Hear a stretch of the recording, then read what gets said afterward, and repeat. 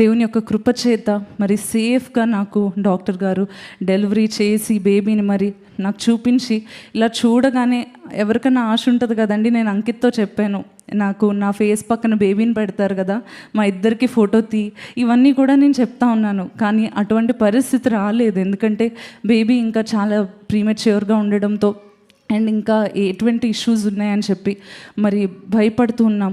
అయితే పుట్టే బేబీకి హార్ట్ బీట్ ఉంటుందో లేదో అనే భయంతో నేను ఆ ఎమర్జెన్సీ ఆ యొక్క రూమ్లోకి, ఆపరేషన్ రూమ్లోకి వెళ్ళిన తర్వాత the greatest moment for me when I praised God was, ఇలా కట్ చేసి బేబీని ఇలా పూర్తిగా బయటకు తీయగానే వీడు బేరం అని ఏడవడం మొదలుపెట్టాడండి.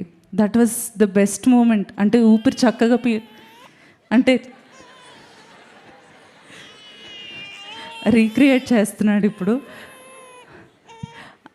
చక్కగా.